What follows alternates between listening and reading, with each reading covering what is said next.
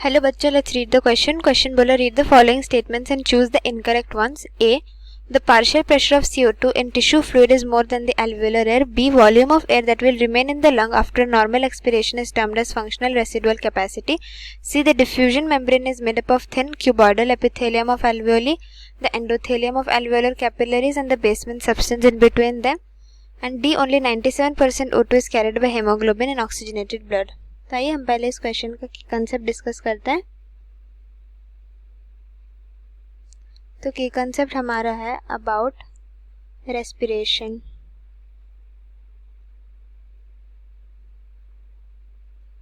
Respiration क्या होता है? रेस्पिरेशन इज एक्सचेंज किसका? Of O2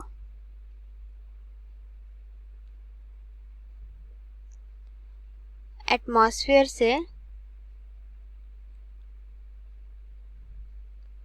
with CO2.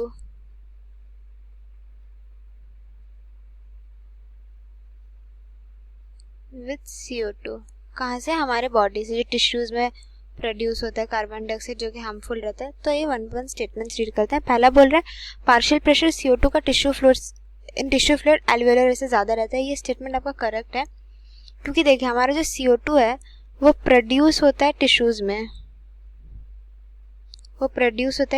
ताकि फिर बॉडी से बाद में ब्लड वायर ट्रांसपोर्ट होके रिलीज हो सके. तो उसका वहाँ पे जो पार्शियल प्रेशर रहता है दैट इज 45 मिलीमीटर पर Hg रहता है. And in alveoli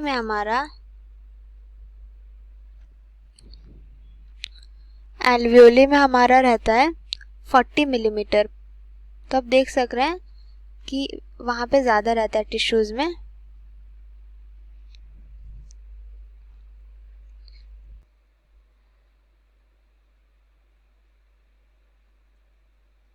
so sorry.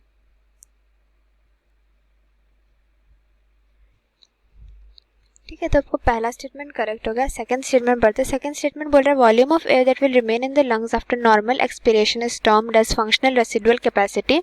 ये स्टेटमेंट भी आपका करेक्ट है, क्योंकि जो हमारा फंक्शनल रेसिडुअल कैपेसिटी रहता है, वॉल्यूम ऑफ एयर जो नॉर्मल एक्सपिरेशन हमारा जो रिलीज करते हैं नॉर्मली, ना कि फोर्सफुली, नॉर्मल एक्सपायर करने के बाद जो कुछ रह जाता है हमारा, जो एयर रिमेन रहता है,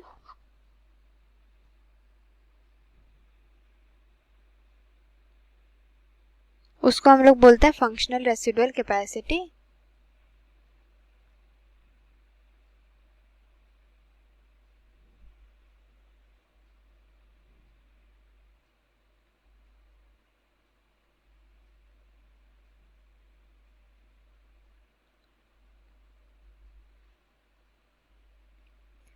फंक्शनल रेसिडुअल कैपेसिटी बोलते हैं. और वो किसका सम होता है? वो हमारा सम होता है एक्सपिरेटरी रिजर्व वॉल्यूम का, जो कि हम शॉर्ट फॉर्म में डिनोट करते हैं ERV, और रेसिडुअल वॉल्यूम का. तो ERV प्लस RV का सम रहता है, residual volume plus expiratory reserve volume. ठीक है. थर्ड स्टेटमेंट पढ़ते हैं. थर्ड स्टेटमेंट बोला डिफ्यूजन मेम्ब्रेन हमारा मेड होता है thin cuboidal epithelium, endothelium of एल्वेओलर capillaries and the basement substances in between them. ये स्टेटमेंट गलत है आपका, क्योंकि हम डायग्राम से समझते हैं. ये हमारा सपोज मैं एल्वेओली का सरफेस बना रही हूँ जो एक्सचेंज पार्ट होता है. Okay, this is a rough diagram. ये जो बीच का स्पेस जो येलो में हाईलाइटेड है, that is the basement substance. ये हमारा है बेसमेंट सब्सटेंस.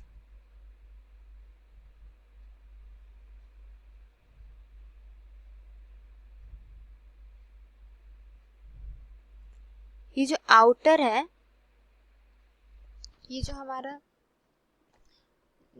आउटर पार्ट है, दिस पार्ट, ठीक है. ये वाला क्या है हमारा? ये वाला हमारा है द एल्वेओलर कैपिलरीज, एंडोथेलियम बोलता है, एंडोथेलियम. लेकिन ये जो हमारा इनर पार्ट है, this inner part, this is made up of squamous epithelium. ना कि cuboidal. It is made up of squamous epithelium.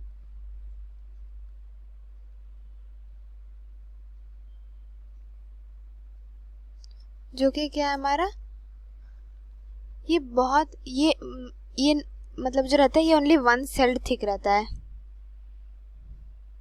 It is one sailed thick, बहुत पतला सा रहता है. तो क्यूबॉइडल तो नहीं होता. This is wrong. और लास्ट हमारा बोल रहा है कि ओनली 97% O2 कैरिड होता है हेमोग्लोबिन से ऑक्सीजनेटेड ब्लड. ये सही है क्योंकि हमारा ये मेजर ट्रांसपोर्टेशन रहता है. ये हमारा मेजर ट्रांसपोर्टेशन रहता है. Majorly in as oxygen is carried as oxyhaemoglobin. कितना परसेंट? 97%.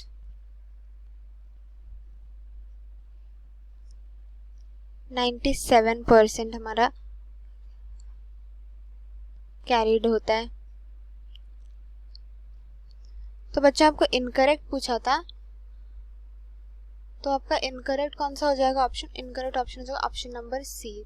तो होपफुली आपको समझ आ गया होगा. Thank you so much and best of luck.